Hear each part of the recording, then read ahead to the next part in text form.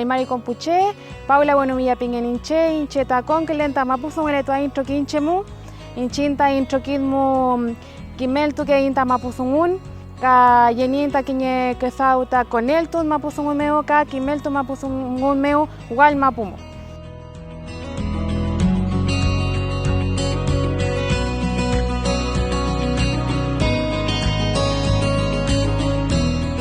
Marimari Compuche, Marimari Pulamien, Incheta Camila Quesada Pingen, Tromen los Maputa Tugun, Ka Fachantu Mulepainta Tufachi los Meu, Tromen Moyulco Mapumeu.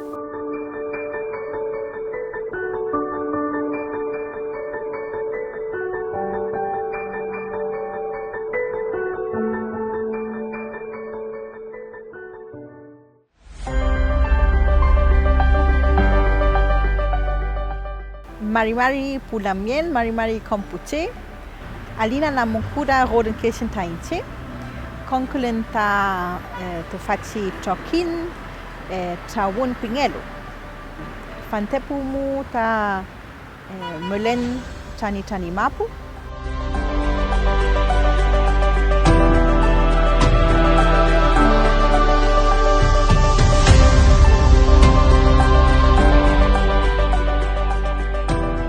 A través del Mapuzungún es donde nosotros podemos ser mapuche, comprendernos como mapuche, comprender lo que dicen nuestros mayores y darle dignidad a los hablantes y a las hablantes de Mapuzungún que han sido discriminados por mucho tiempo y también han renegado de su lengua por una cuestión social. Que nos ayuden en esta tarea de revitalizar nuestra lengua y poder permanecer con nuestra cultura, con nuestras prácticas. Si se empieza en la edad más temprana posible, más oportunidades tenemos para que vuelva el Mapuzungún.